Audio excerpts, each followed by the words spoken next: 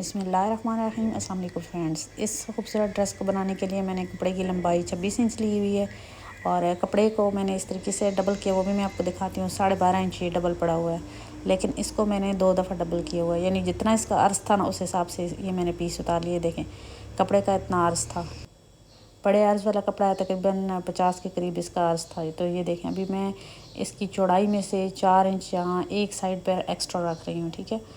यानी कि इसको मैं पूरे दरमियान में से नहीं कटिंग करूँगी, बल्कि 4 इंच एक हिस्से को बढ़ा के, फ्रंट के हिस्से को बढ़ा के, तो बैक का हिस्सा इस चौड़ाई में से मैं ले लूँगी, निकाल लूँगी।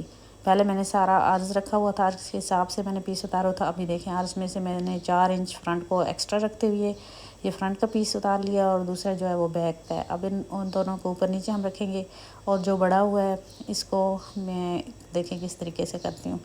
यहाँ पे ना तकरीबन ½ इंच हम रखेंगे और बाकी जो 3.5 इंच होगा उसको हम मोड़ देंगे। 4 था ना टोटली, तो 4 में से ½ इंच बढ़ा के रखना है।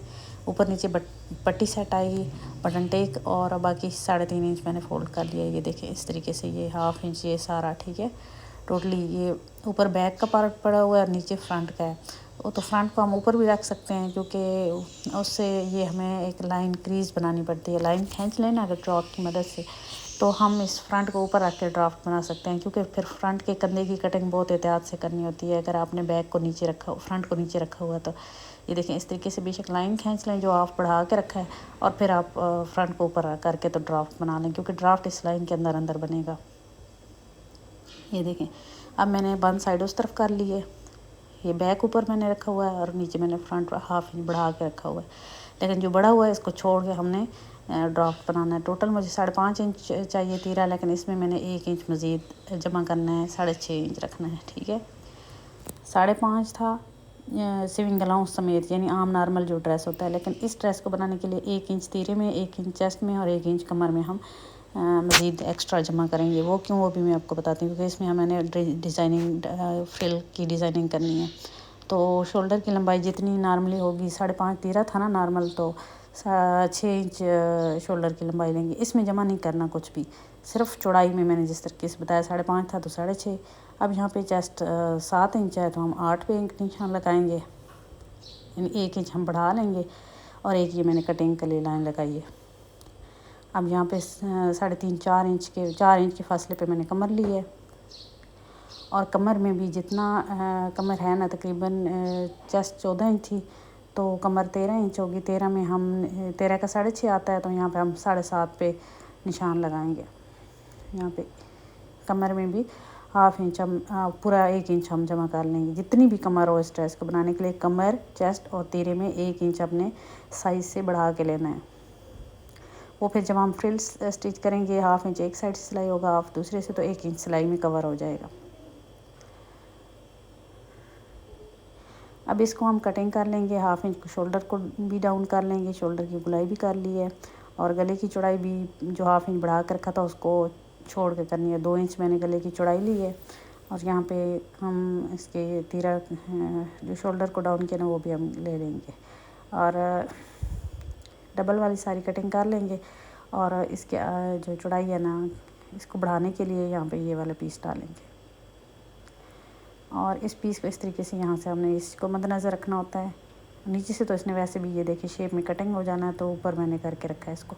तो आप दूसरा पीस भी डाल सकती हैं, लेकिन कपड़े की बचत के लिए आप ये वाला इस तरीके से डाल के कम कपड़े में आप ज़्यादा प्यारे घेर वाला, बड़े घेर वाला आप फ्रॉक कटिंग कर सकती हैं। क्योंकि इसने ये देखें ना गोलाई में कटिंग हो जाना था यहाँ से, जो अगर हम नीचे से बराबर रखते भी तो।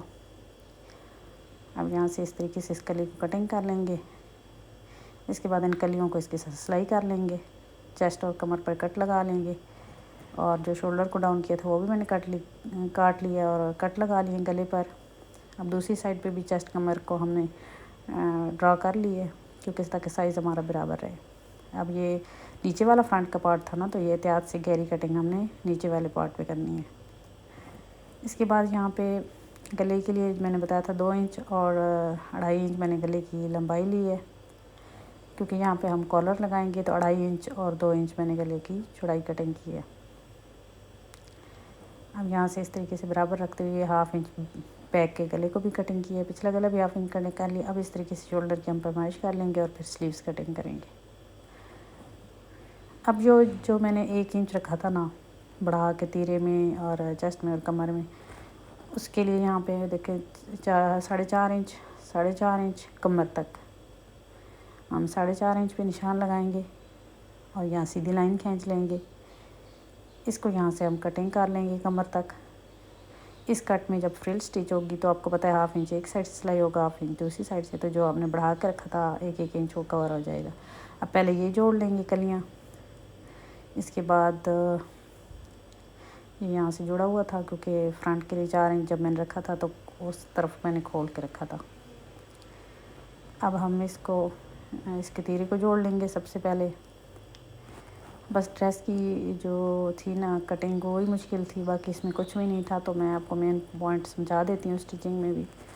इसके ये पहले हम ये वाला यहाँ से जोड़ेंगे तीरा, यहाँ से ये जैसे जैसे ये कटिंग हुई है ना इसी तरीके से यहाँ से रखेंगे और ये चीज़ हम इसकी जोड़ लेंगे। फिर इसमें फ्रिल अटैच करेंगे।